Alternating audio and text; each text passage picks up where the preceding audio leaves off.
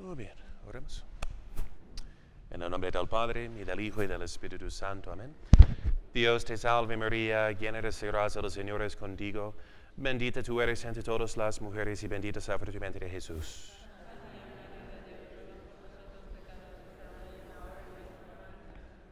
Madre del buen consejo, ruega por nosotros. Santo Tomás de Aquino, ruega por nosotros. Todos los ángeles custodios. Muy bien. Pues bienvenidos. Entonces vamos a...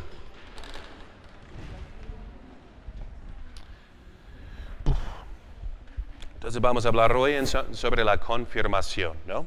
Entonces saben ustedes que estamos examinando a los niños, los candidatos, digamos, para la confirmación. Pues unos comentarios prácticos en primer lugar. Acuérdense que el servicio que ofrecemos aquí de catequesis es un servicio auxiliar, ¿okay? Que como la Iglesia enseña, ustedes son los educadores primarios, ¿no?, de sus hijos. Aquí estamos para ayudarles en eso y como párrocos supervisar y cooperar y coordinar en estos intentos. Pero que es primeramente su responsabilidad, ¿no? Y les repito que solo por asistir una vez a la semana, ¿no?, por 1 hora, no es lo suficiente realmente para prepararse bien en la fe, ¿okay?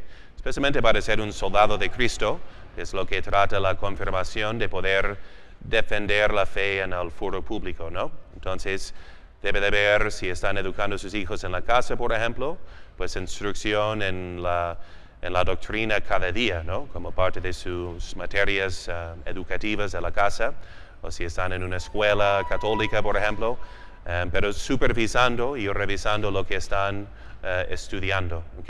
Bien. Entonces es su responsabilidad. Y los comentarios para animarles más, no voy a decir regañar, pero sí para regañar un poquito también. Pero a veces comentan que en las clases no participan tanto, o que no responden, no se interesan, no hacen su tarea. Solo pueden hacer tanto, digamos, las catequistas, ¿no?, en ese momento de clase. Mucho depende de que ustedes les interesen en las cosas de la fe, que platiquen. Por ejemplo, cuando yo tengo a ustedes, ¿no?, en estas clases más dinámicas, digamos, con más preguntas y respuestas.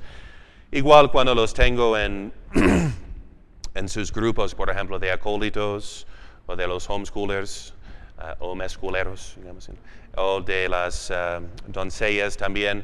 Normalmente cuando es más, el ambiente es más libre, digamos, o abierto en hacer preguntas y contestar, entonces tienen preguntas muy interesantes, ¿no? Eso es lo que debe de salir en la casa, ¿no?, cuando ustedes hablan con ellos sobre la fe, ¿no?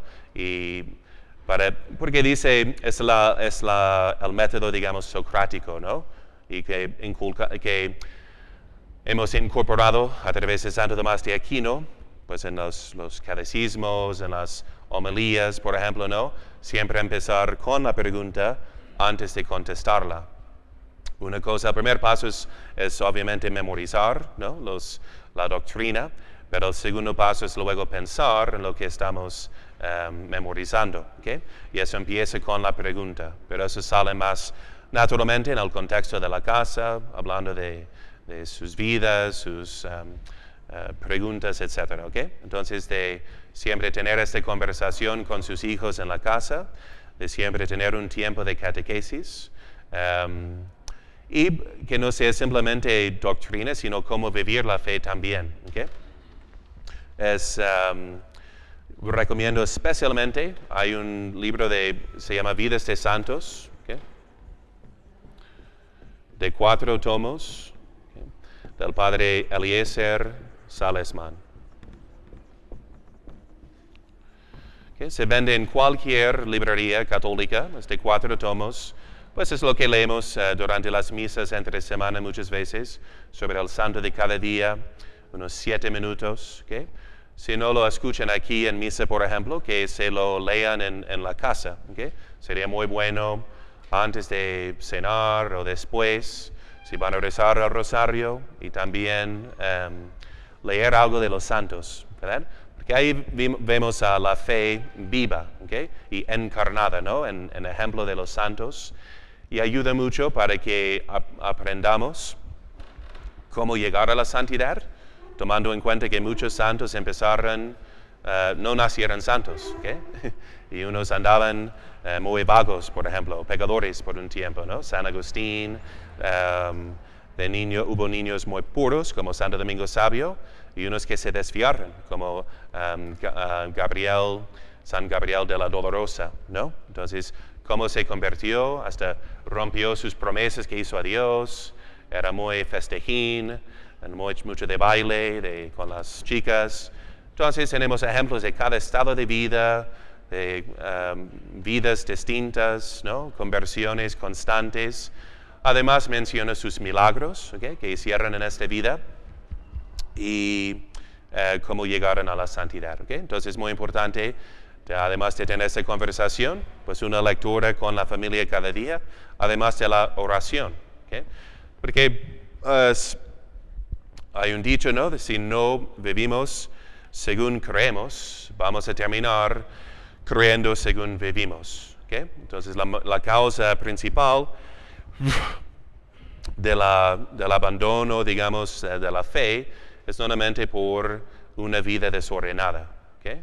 Entonces, que son especialmente, dice Santo Tomás, los pecados carnales que apagan la luz de la fe en el corazón, ¿no? Si nos preguntamos por qué tantos jóvenes no están practicando la fe, será principalmente por vidas desordenadas, ¿no? Porque no rezan, no tienen espiritualidad, y poco a poco se va perdiendo el sabor, ¿no? De las cosas y el interés en las cosas de la fe, ¿okay? Ese es un punto. El otro punto es lo que nos comentó el Papa San Pío X, diciendo que la causa principal de la maldad de nuestros tiempos es la ignorancia de la fe, ¿okay? Entonces, por ende, es tan importante repasar continuamente los puntos de la fe. Bien, entonces, en cuanto a son los puntos, examinando a los niños, lo que creo sean los puntos más importantes de repasar, ¿okay? Primeramente, pruebas para la existencia de Dios, ¿okay? Porque fíjense que tendrán que defender la fe hoy en día, ¿okay? En este mundo. Entonces, ¿qué son los ataques que escuchan con más frecuencia? De que primero Dios no existe, ¿okay? ¿Cómo pueden probar eso? Obviamente hay pruebas de la razón, de la ciencia, y también pruebas, digamos, de los hechos, vamos a poner simplemente milagros, ¿okay? Entonces, una prueba de la razón, como lo hemos estudiado aquí, por ejemplo, de simplemente si el orden existe, necesita pues un diseñador. Nadie me va a creer si digo que encontré este celular nomás en la playa porque salió del mar después de un proceso de millones de años. No. Entonces, si tiene un diseño, necesita una causa, o presupone una causa inteligente, ¿no? Entonces, unas razones filosóficas, ¿okay? Dios existe porque hay orden en el mundo. Igual, y como les mencioné, si existiera la evolución de macroespecie, ¿okay? Que es una teoría, si existiera, sería una prueba para Dios, ¿no? De que Dios existe, porque nadie puede dar lo que no tiene, ¿okay? Si lo superior viene de lo inferior, igual exige una causa dirigiendo este proceso, que no se explica por sí mismo, ¿verdad? Porque lo inferior no produce o causa lo superior, ¿okay? Entonces, estudiar siempre la lógica y milagros. Por eso, repito, si están leyendo cada día eso de vidas de santos, así van a tener a la mano, y ustedes saben que en cada proceso de canonización se piden milagros de los santos, pero muchos, parte de su testimonio y procesos de ver los milagros que tal vez habían hecho en la vida también, ¿okay? Es principalmente la virtud heroica, pero si hicieran muchos milagros, eso tomamos en cuenta también, pero los van a escuchar y tener otras referencias, ¿no? Como Dios nos dio aquí, pues la Virgen de Guadalupe, tenemos a Beato Sebastián de Aparicio, incorrupto en Puebla, hay muchos santos incorruptos, milagros eucarísticos, especialmente el milagro del anciano, es muy importante porque nos enseña también sobre los sacramentos, ¿okay? Cómo funcionan. En este caso, el sacerdote estaba dudando sobre la transubstanciación, pero sin embargo prosiguió con la misa, no quería cambiarse de vida, pero internamente ya estaba dudando. Y dudar es ya perder la fe. Podemos tener 1000 preguntas, pero si dudamos si sea cierta o no, entonces ya no creemos en Dios, ¿verdad? De la cual creencia viene esta certeza absoluta, porque Dios es la verdad suprema que no puede engañar ni ser engañada, ¿no? Entonces, en este caso, el sacerdote estaba en pecado grave y le faltaba la fe en este sacramento. ¿Qué pasaría cuando será el otro punto de la santidad de la iglesia? ¿Depende de la santidad personal del ministro? No. ¿Okay? Entonces, en este caso, aunque estaba dudando, se realizó la transubstanciación y de forma milagrosa, de modo que sigue este milagro como carne real 1000 años después. ¿Okay?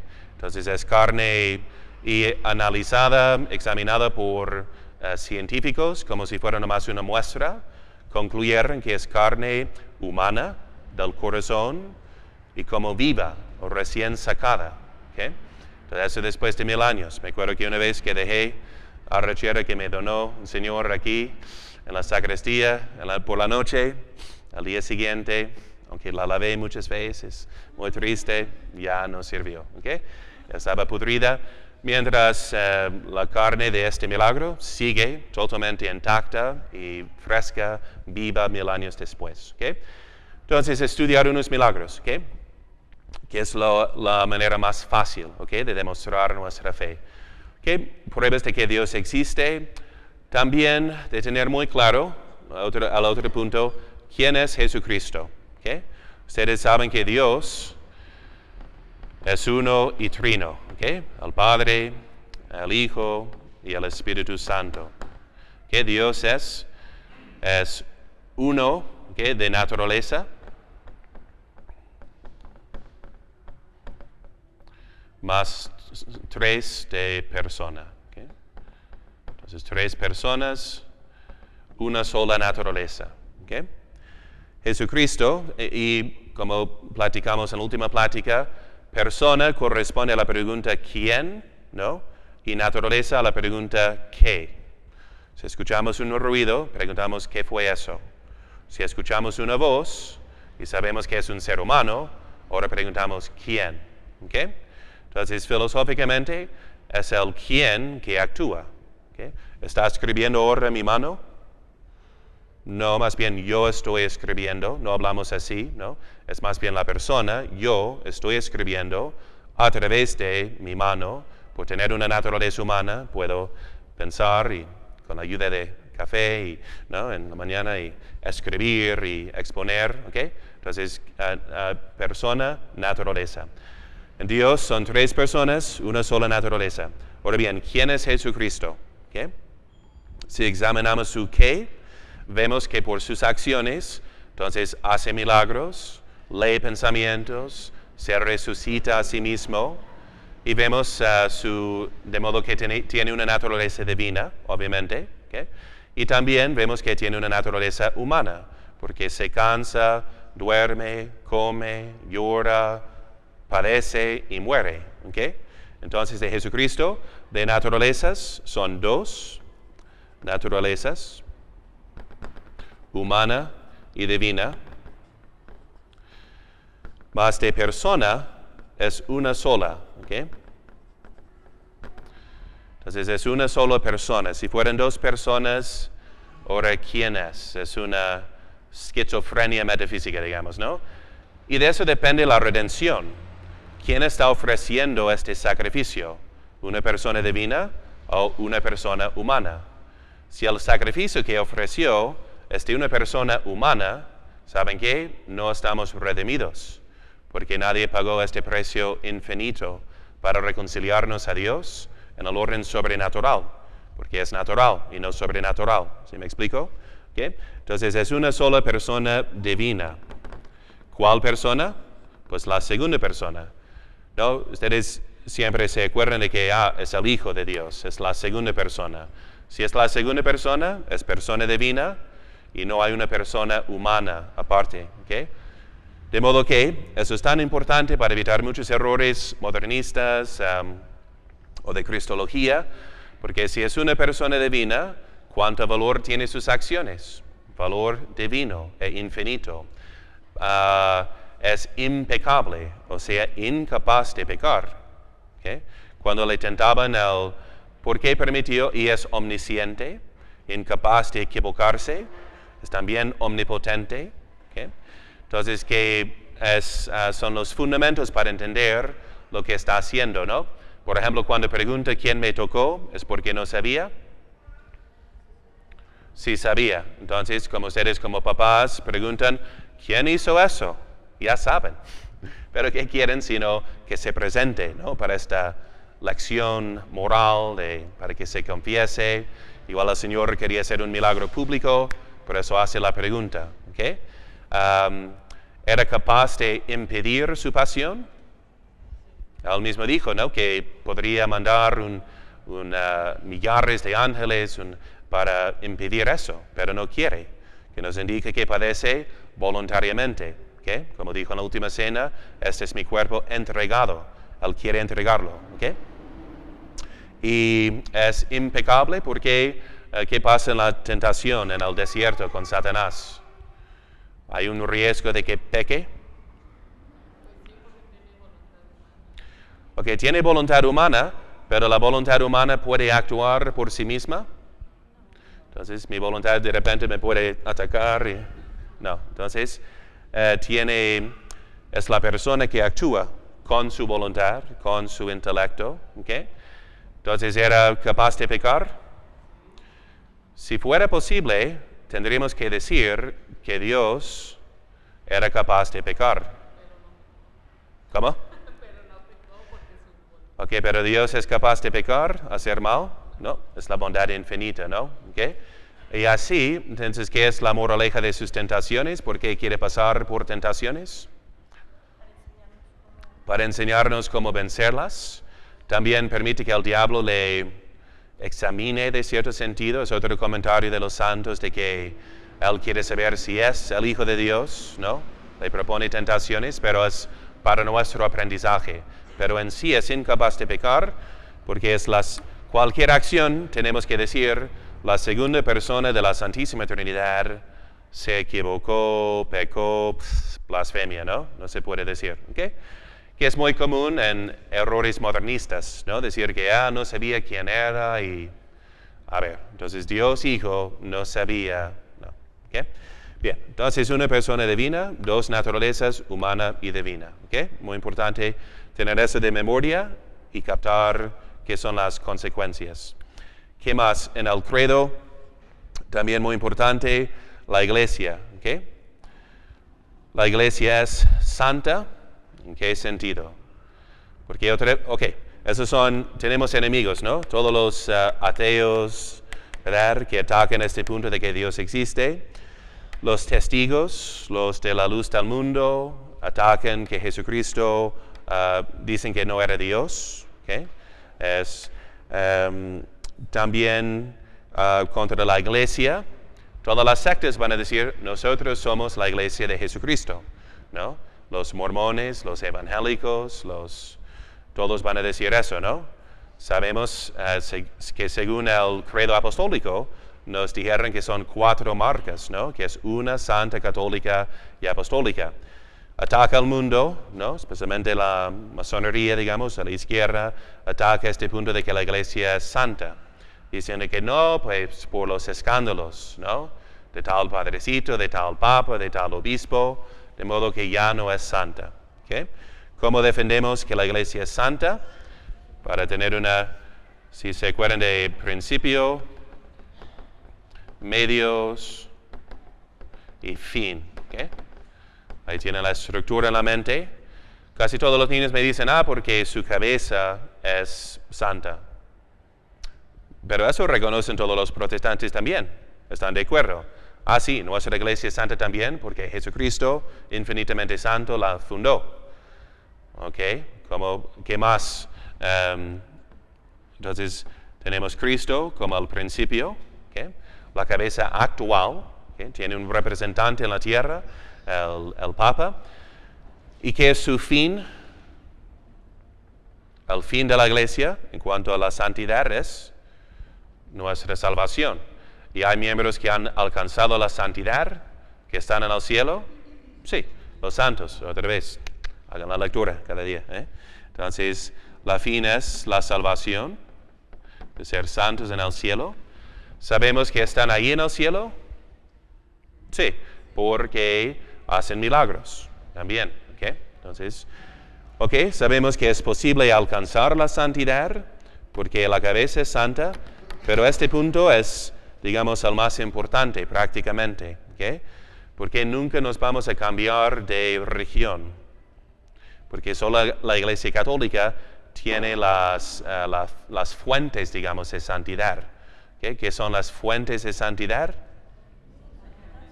Exactamente la doctrina y los sacramentos.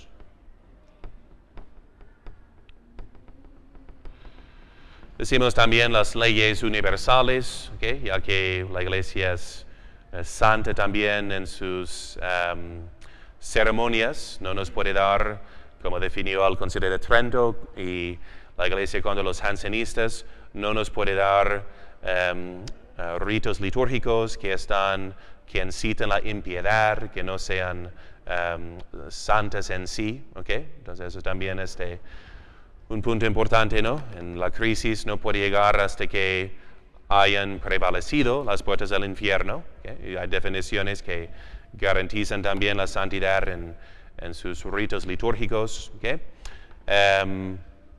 Doctrina y sacramentos. Regresamos a este punto. Si el ministro estuviera en pecado mortal o si le faltara la verdadera fe, por eso quita la eficacia de los sacramentos. No depende ni de su fe personal, ni de su santidad personal. Bendito sea Dios. ¿Okay? Entonces, por eso podemos confesarnos y comulgar así con paz, y respectivamente de conocer al Padrecito, por ejemplo. ¿Okay? Bien.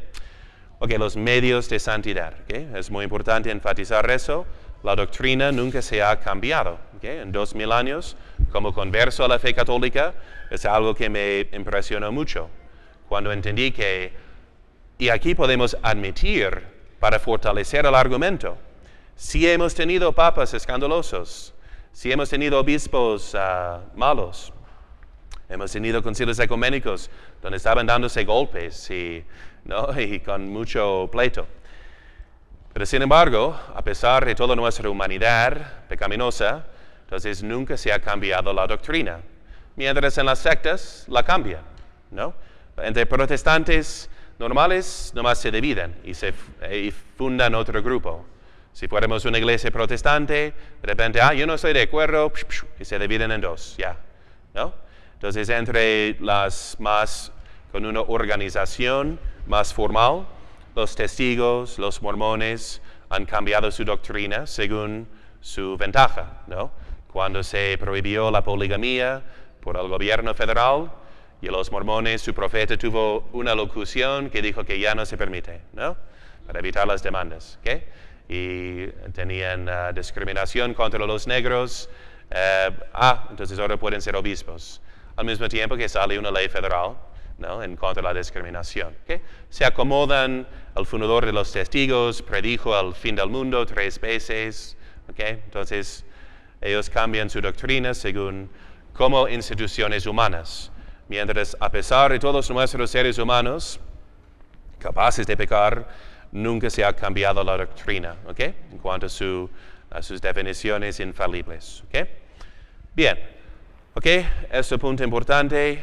Luego, otro punto que sale muchas veces en cuanto al moral, en cuanto al pecado, ¿okay? Acuérdense que tiene que ser las condiciones, tiene que ser materia pecaminosa, y tenemos que estar conscientes y también de consentir. Esas son condiciones para que sea un pecado? Porque a veces me contestan, si pregunto, ¿qué es un pecado venial? Un pecado venial es cuando haces algo malo pero no sabes que es pecado. Como te sale una mentira sin pensarlo. ¿Okay? Eso es pecado venial. Ahí hacemos la distinción entre pecado material y pecado formal. Otro ejemplo más claro, ¿no? Entonces sales de la clase y llevas la bolsa de tu vecina pensando que es la tuya. ¿Okay? ¿Has cometido un pecado? No. ¿Por qué? No sabías, no estabas consciente y tampoco consentiste. ¿La materia es pecaminosa? Sí, en sí, por eso decimos es un pecado material, por lo que tienes que regresar la bolsa, pero no tienes que confesarte, porque no has, sin saber, no has consentido a nada pecaminoso. ¿Okay? ¿Me explico? Bien. Entonces, para que sea pecado venial, tiene que ser también a sabiendas y con consentimiento. A diferencia de una imperfección. ¿Okay? Una imperfección es que me distraje durante la misa. Luego volví a prestar atención, pero ¿sabes qué? Pude haber asistido con más devoción. ¿Has pecado? Tal vez no, ¿no? Porque en ningún momento dijiste, me voy a distraer, no me gusta la misa, ¿no? No entiendo la homilía, entonces voy a jugar en mi iPhone o así. Entonces, si no consentiste, era nomás una imperfección, ¿ok?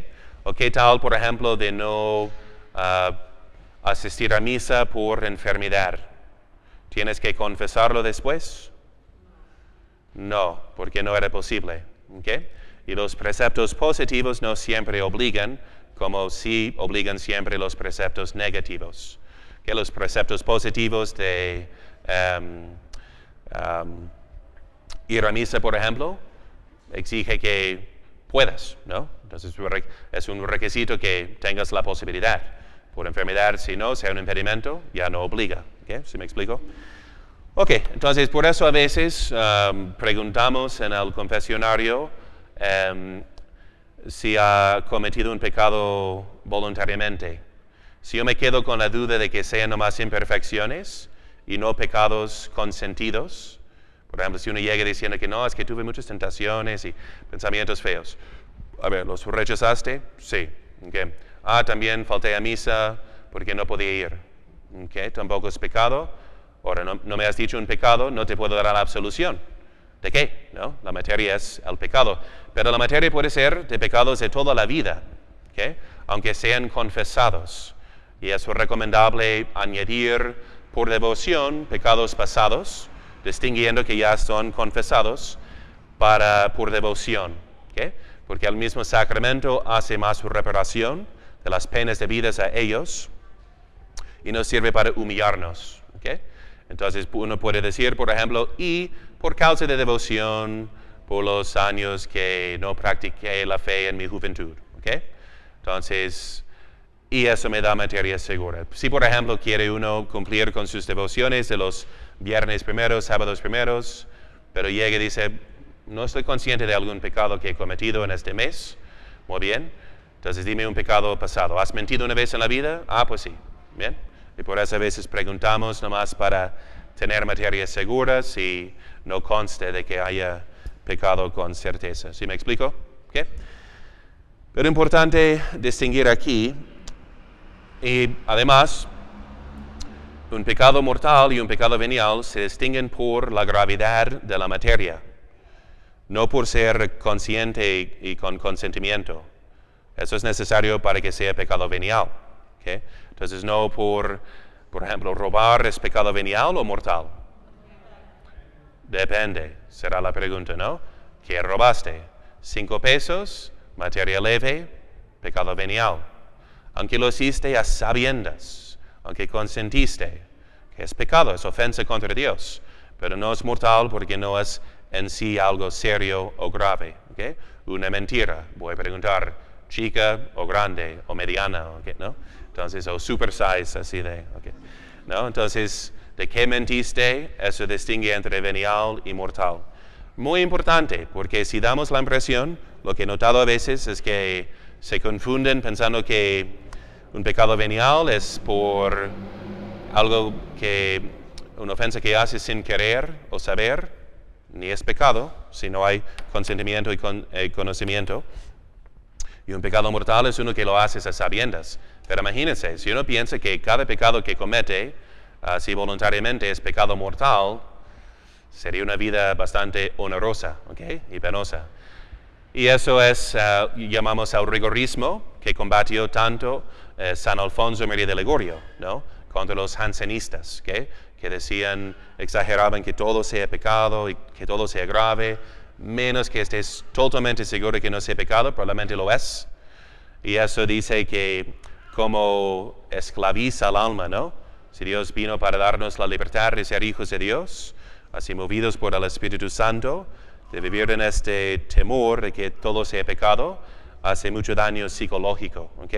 Entonces, si lo que pasa, como no es natural y no es cierto, normalmente el alma reacciona con más edad dejando la fe, porque era tan onerosa, tan triste vivir así, que ya como adulto dice, ¿eso de qué me sirve para mi vida, no?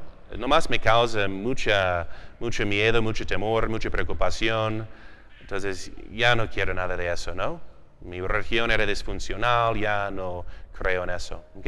Esos son los riesgos. Eviten el riesgo como papás de simplemente exagerar, utilizando el temor de que no lo hagas porque es mortal, confiésate por haber dicho una mentira chiquita, ¿no? Ok, entiendo que quiere motivarlos, pero tienen que ser motivarlos por lo positivo. Porque incluso esa es la presentación que damos ya a nivel de la confirmación y post-confirmación, según las virtudes. La virtud es lo que hace uno feliz y el pecado es lo que va en contra de la naturaleza y hace uno infeliz. ¿Okay? Entonces, ¿por qué está prohibido matar? ¿Porque Dios decidió que fuera así? No, porque la vida es buena. ¿Okay? Para que no pensemos que es nomás al azar, que Dios, por ser el Todopoderoso, hace nuestra vida más difícil. Si piensan así, ya como adolescentes van a rebelar diciendo que, no, pues yo quiero ser independiente, ¿no? No, es más bien explicarles cómo la virtud los perfecciona y los ayuda y cómo el pecado les daña. Es como tomar un veneno, ¿okay? A veces dulce, pero es veneno, te vas a sentir mal después. ¿Okay? Motivándolos por el amor de Dios, ¿okay? La felicidad que trae la virtud, y otra vez regresando a las vidas de santos, compendio de todos estos aspectos, ¿ok? Ok, muy importante ese asunto del pecado, venial, mortal, cómo se distingue. Bien. Y, ok, creo que esos son los puntos más importantes. ¿Preguntas de algo al respecto? Muy bien. Ok, entonces esos son los puntos que generalmente noto que a veces no están muy bien explicados, ¿ok? En la catequesis, ¿no? Entonces ahora vamos a los sacramentos. Tiempo. Okay. Ustedes saben que cada sacramento o restaura o aumenta la gracia de Dios. Okay. Entonces son para aumentar la gracia de Dios. Como les había recomendado, ¿cómo vamos a evitar caer en pecado? Que no nos quedemos con la mentalidad de que me voy a confesar solo cuando tenga pecado mortal. ¿Solo vas a tomar vitaminas cuando estés enfermo? ¿O vas a tomar vitaminas para no estar enfermo? Mejor, ¿no? Entonces, ¿qué serán las vitaminas o los antivirus? Entonces, una confesión frecuente, incluso de pecados veniales, y porque cada confesión aumenta y limpia, ¿no? Entonces, esperas hasta que sea una jungla para cortar el pasto, ¿no? Mejor cada 2 semanas para que no crezca ser una selva, ¿ok? Igual la comunión frecuente nos aumenta la gracia, ¿okay? Para que pensemos con esta humildad, somos lo que somos por la gracia de Dios, tenemos que recibir para crecer en la gracia de Dios, ¿ok? La confirmación, entonces, ustedes saben que son 7 los sacramentos que corresponden a etapas de la vida, ¿no? De nacer, crecer, alimentarse, contra las enfermedades, tenemos enfermedades, digamos, normales y más graves. Okay. Tenemos también la vida social, ¿no? De la familia y también de un gobierno. Entonces, nomás para que vean la estructura, cuán maravillosamente Dios diseñó el orden de la salvación para santificar cada aspecto de la vida. Pero estamos meditando ahora, ¿no?, en los misterios gozosos, que Cristo se hizo niño, que Dios mismo fue sumiso, ¿no?, a sus papás. Dios obedeció a sus superiores, ¿no?, en esta tierra. Entonces, ¿quiénes somos nosotros de no obedecer si Dios mismo, Creador, obedece a sus criaturas? ¿Okay? Entonces, para el gobierno tenemos el orden sacerdotal, para la familia el sacramento de matrimonio. ¿Okay? Todo lo que es la vida de matrimonio y de familia puede ser una causa de santificación, porque vemos que la Sagrada Familia lo vivió, ¿no? ¿Okay? Luego de enfermedades tenemos la confesión o la penitencia y también la extrema unción. ¿Okay? Para nacer, el bautismo. Para alimentarnos, la Santa Comunión. Y para crecer y fortalecernos. Por eso, aunque históricamente se confería a veces a los niños la confirmación, y los catecismos dicen a partir de la edad de discreción, de 7 años, si ya tienen tentaciones, que reciban lo que necesitan para su fortaleza, generalmente ha sido la tendencia de tardarla más cerca a la adolescencia. ¿Okay? Cuando vienen las tentaciones más fuertes, necesitamos los dones del Espíritu Santo más sueltos. Si van a ser soldados, que sea con más preparación, conocimiento de la fe, correspondiente a esta etapa de fortalecerse. De repente, ¿no?, sus hijos, ¿no?, están de tu tamaño y luego del tamaño de tu marido, ¿no?, en como 1 año, y comen todo lo que hay en la casa. ¿Okay? Eso debe de ser el tiempo también de confirmación. ¿Okay? Digamos, normalmente lo es, ¿okay?, porque es un debate teológico cuando sea más conveniente.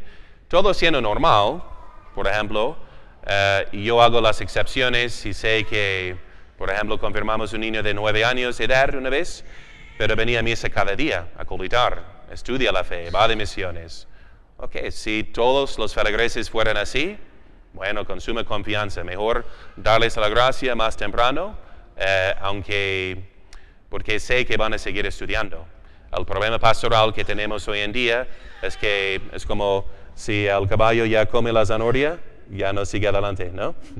Entonces, por eso tardan en la diócesis hasta como 10 años para la primera comunión. Porque si no aprovechan estos 3 años de formación, después de la primera, muchos no vuelven para la segunda, ¿no? O hasta su matrimonio, es que no estoy confirmado, voy al sagrario para tomar las pláticas rápidas. Eso es lo que nos causa tardar por la falta de compromiso y confianza, ¿no? Y todo eso vamos tomando en cuenta, ¿no?, en estos exámenes de los niños.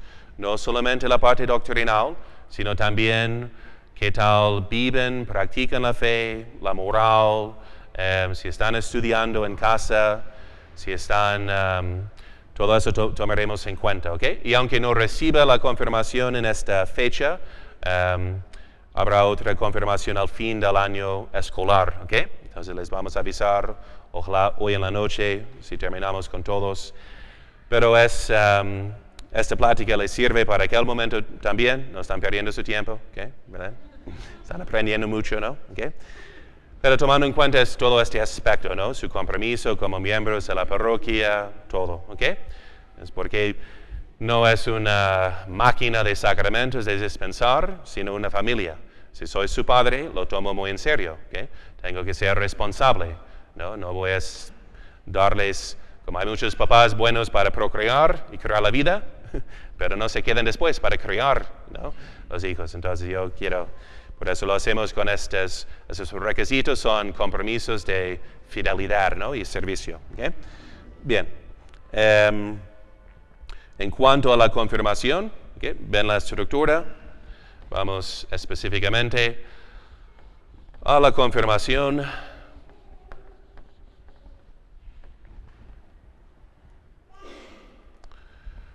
¿Qué es lo que recibimos?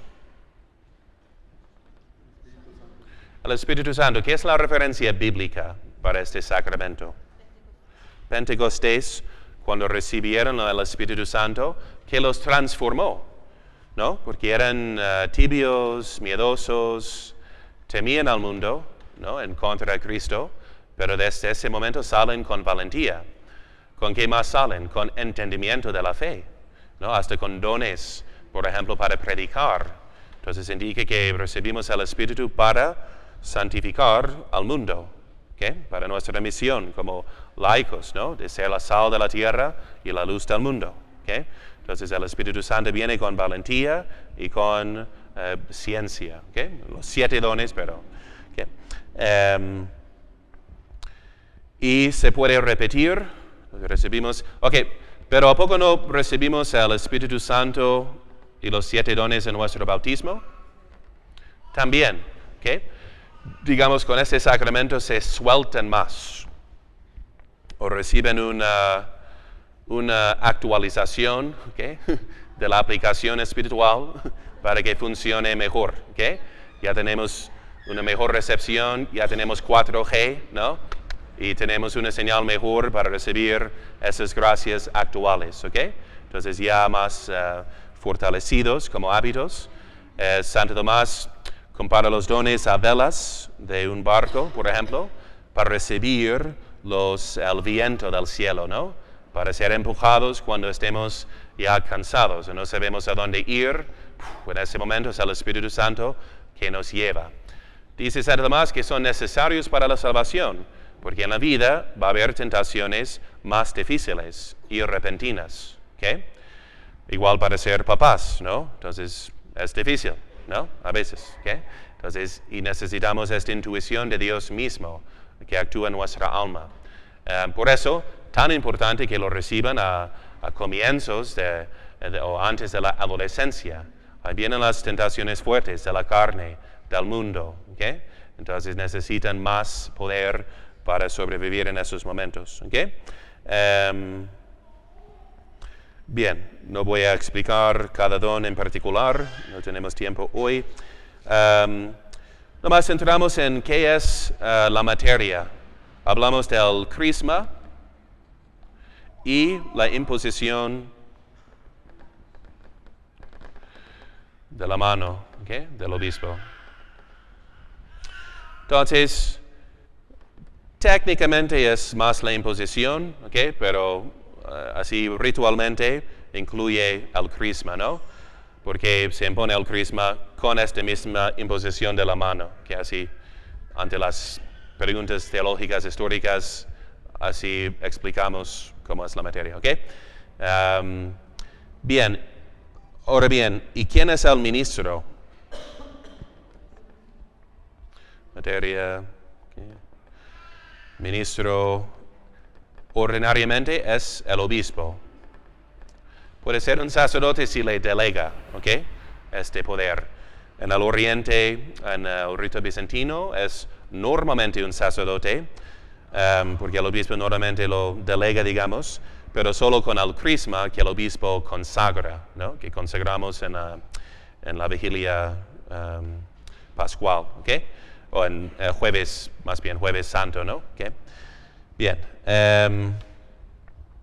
Ok, entonces, ¿por qué es el obispo? ¿Quién es el obispo? Si la iglesia es la iglesia militante, ¿a quién representa el obispo?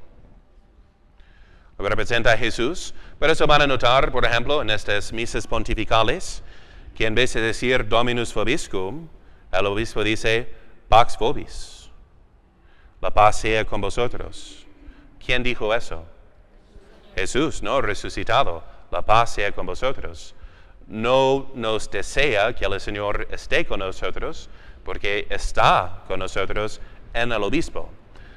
Entonces se reserva el Santísimo Sacramento en una capilla lateral, porque es el mismo sumo sacerdote que se coloca ahí en medio del altar. ¿Okay?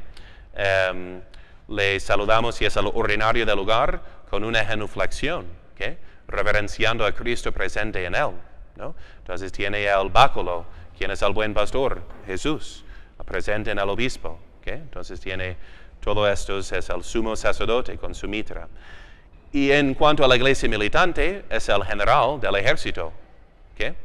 Entonces, por eso conectamos eso de que nos hace soldados de Cristo, porque está el general para así incorporarnos en el ejército y mandarnos a luchar, ¿okay? En este mundo. Entonces es el general. Eso explica qué da después de crismar o confirmar a cada quien. Una bofetada así en la mejilla. ¿Okay? Entonces esta bofetada, cachetada, entonces, ¿qué significa? Sino que tendremos que luchar contra el mundo. Prepárense, ¿no? Van a haber golpes a veces, ¿ok? Van a haber choques, ¿no? Con el mundo, pero ni modo. ¿Tienes la fortaleza? ¿Ok? Entonces, si en las prácticas empiezan a llorar, pues no, ya no son dignos, ¿ok? ¿No? Bueno, entonces una bofetada leve para significar que prepárense para la lucha, ¿ok? El general te manda. Él impone la mano, extendiendo su autoridad, ¿no? Y con el sagrado crisma. ¿Okay? ¿Qué significa el crisma? ¿O cómo lo describirían? Acuérdense, es un signo visible de una gracia invisible. Estudiando, meditando la materia de cada sacramento, nos enseña qué hace y qué es ese sacramento. ¿Han olido? Okay, una unción. ¿Okay? ¿Huele bonito? Sí. Entonces, tiene un bálsamo. ¿Okay? Que indica que nosotros somos el buen olor de Cristo en el mundo. ¿Okay? Así debemos de oler diferentemente, ¿no?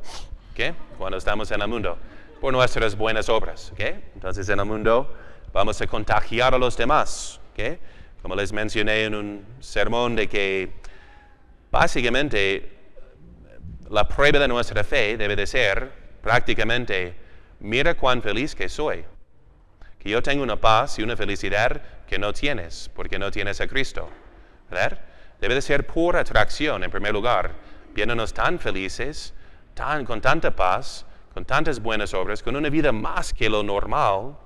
Entonces, si van a venir y preguntarnos, ¿qué tienes? Enséñame. ¿Okay? Así la prédica debe de ser primeramente por ejemplo. ¿Bien? ¿Okay? Somos el buen olor de Cristo. ¿Okay? Entonces debemos de distinguirnos, ¿no? Debe de distinguirnos en el mundo, así nuestro comportamiento, como buen olor. También, ¿dónde se pone? En cuanto a la forma, ¿okay? Es, a ver, en español, dice: yo te signo con la señal de la cruz y te confirmo con el crisma de la salud, en el nombre del Padre, y del Hijo, y del Espíritu Santo. Amén. ¿Okay? Esa es la forma donde se administra, digamos, o aplica el crisma, en la frente. ¿Okay? Entonces, vamos a hacer cruz en la frente.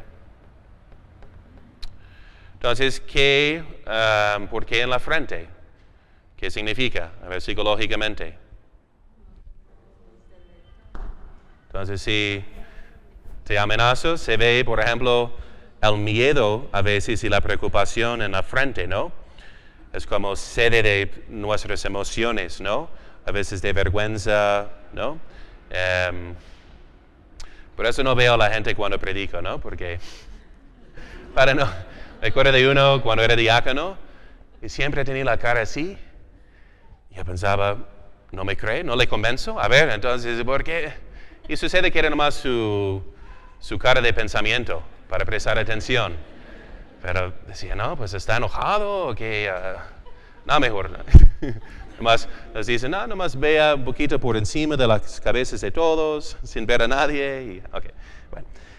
Entonces, si es la sede, digamos, de nuestras preocupaciones o vergüenza como símbolo también de la razón, ¿no? Ya que guarda el cerebro. Por poner la cruz, ¿dónde? ¿A escondidas? No, la llevamos la cruz ahora sin vergüenza, ¿no? Entonces, ay de mí si me avergonzare del Evangelio, ¿no? Los que me confesaron ante los demás, yo les confesaré ante mi Padre en el cielo. Y si me negaren delante de los demás, les negaré ante mi Padre en el cielo, ¿ok? Ya no hay cobardes en el cielo, ¿ok? Entonces, chaparritos, altitos, gorditos, pero cobardes no, ¿ok? Hay que ser valientes. Y Dios no nos ha dado un espíritu de timidez, ¿ok? Lo digo como por naturaleza soy tímido, ¿ok? Me costó mucho hablar, ya como adolescente, ¿ok? Entonces, y eso es testimonio al Espíritu Santo, porque decía, pero yo soy tímido, pero leo que no nos ha dado un espíritu de timidez. Es que tengo otro espíritu, que es el Espíritu Santo. Y cuando soy débil, soy fuerte, porque con tantos nervios antes de una plática, ¿qué hacía sino desesperarme y decir, Dios, tú tienes que hacerlo, porque yo no sé, ¿no? Yo no puedo, ¿ok? Entonces, sí, son esos momentos de gracia cuando dependemos más de Él, y todo sale mejor si confiáramos nomás en nuestras fuerzas, ¿ok? Entonces, aunque uno sea tímido por naturaleza, entiendo, lo siento, pero es por el Espíritu Santo, ¿no? Que somos lo que somos. Hay que dejarle actuar y hablar, ¿ok? Entonces, por eso llevamos la cruz. ¿Qué dice San Pablo? Si no predicamos Cristo y Cristo crucificado, un escándalo para los judíos y una necedad para el mundo. Pero eso es lo increíble del Evangelio y de la evangelización del mundo, que siempre lo menciono en si los apóstoles engañaran a la gente, ¿no? Tomando la hipótesis de que sabían que había muerto, robaron, escondieron su cuerpo. ¿Para qué? ¿Para predicar una mentira? ¿Para poder? ¿Para dinero? No tenían, bebían como los más perseguidos, pobres, y de lo que predicaban, si vamos a inventar una religión, va a ser algo como pare de sufrir. Ven, recibes una bendición, haces un donativo y ya te curo de tus enfermedades, ¿no? Vas a ser más guapo y nunca vas a morir, ¿ok? Bien, págame, ¿ok? Entonces será algo mundano, ¿no? En venta. Pero vemos que predican algo que ofende a su audiencia, ¿no? Entonces, que habían rechazado al Mesías, que pusieron a la muerte al autor de la vida. A ver, cálmese, San Pedro, a ver qué está predicando, ¿no? Pero lo predica porque es la verdad, ¿ok? Igual de a los gentiles, ¿no? A los griegos anuncia la resurrección. Y de repente muchos se van, esos son cuentos, como que resucitar de la muerte, eso nunca sucede. Entonces, pero no por eso cambian el contenido, ¿okay? Predican lo que es la fe, y es principalmente, como dice San Pablo, Cristo crucificado, ¿okay? Porque eso expresa el amor de Dios sobre todas las cosas. Mejor morir antes de pecar, y no hay un testimonio de amor más grande que dar su vida, ¿no? Por los que uno ama, ¿no? Entonces predica el amor, predica en contra de la mundanalidad, ¿no? Mejor sacrificar y dejar todo para estar bien con Dios, para poseer a Dios, ¿okay? Entonces predicamos Cristo crucificado, que otra vez tiene que ser de palabra y ejemplo. Así llevamos la señal en la frente como buen olor por nuestras buenas obras. Y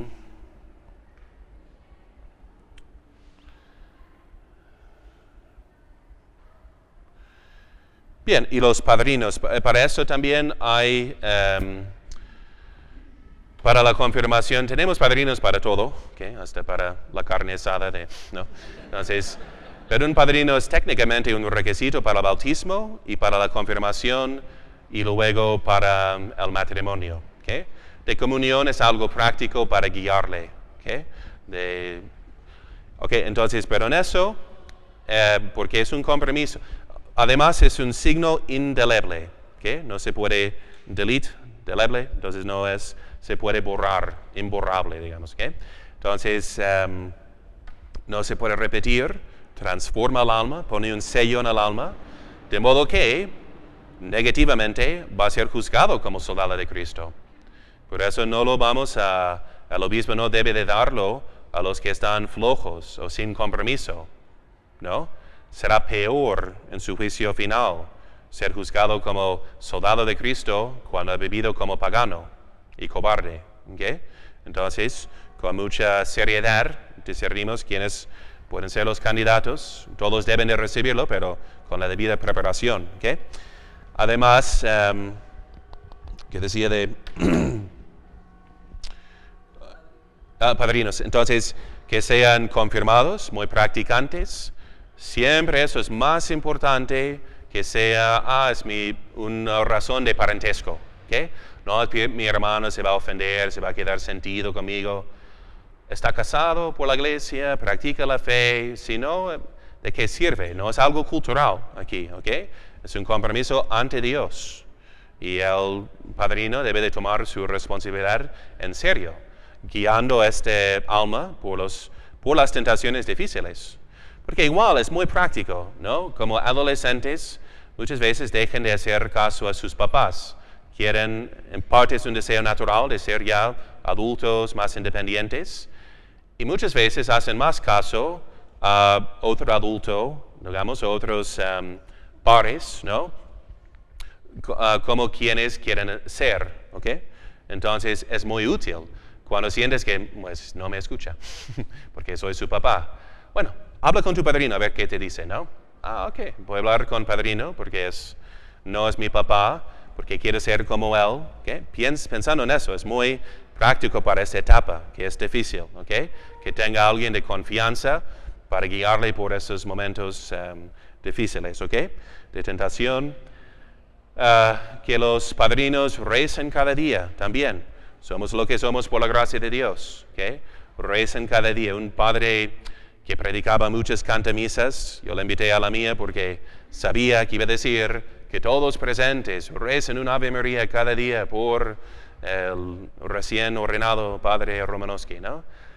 Yes, ¿no? Entonces, igual ustedes, padrinos de bautismo, de confirmación, aunque no pueden todo el tiempo tener esa influencia en ellos, ok, por la oración, ¿no? Alcanza todo, rezando a lo menos una Ave María cada día para que crezcan y crezcan los dones del Espíritu Santo. Que escojan bien, así es técnicamente uno solo, ¿ok?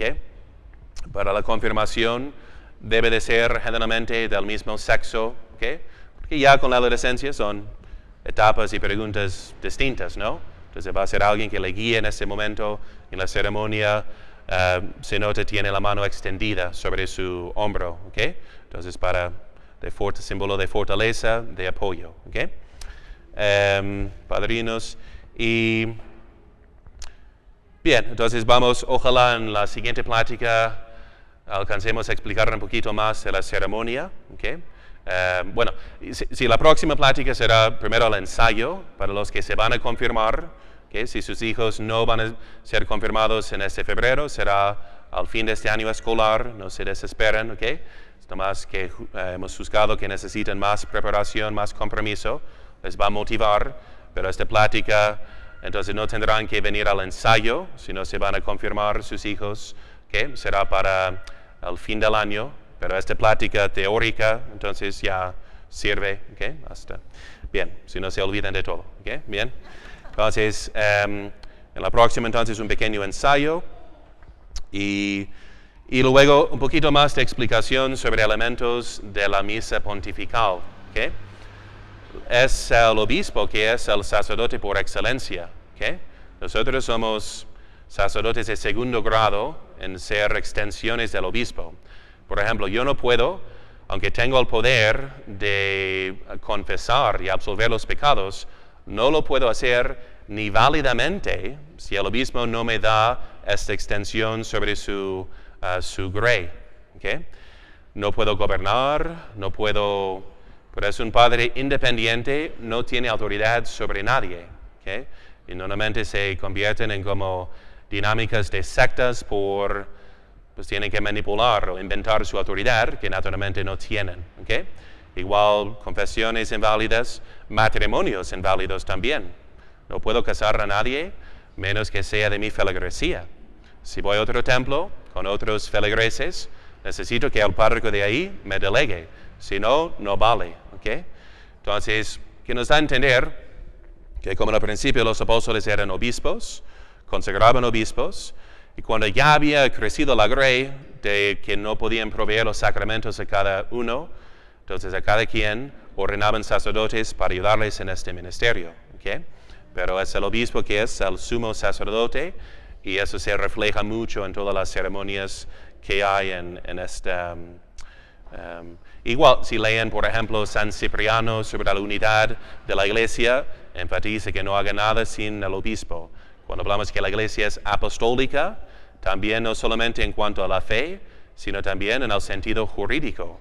Si no hay jurisdicción y jerarquía, no hay iglesia católica. ¿Okay? Son como los ortodoxos, que son con mucha tradición, pero divididos entre sí y sin una jurisdicción apostólica, ¿no? Que viene bien. Ok, ¿preguntas de algo? El ensayo aquí, sí. A las 10 empezamos con... Tal vez les explico un poquito más de la ceremonia y practicamos como 10 minutos antes de las 11 para de una vez en el templo ver cómo es el ritmo, digamos, y cosas prácticas. Bien. ¿Más preguntas? Bien. Recemos.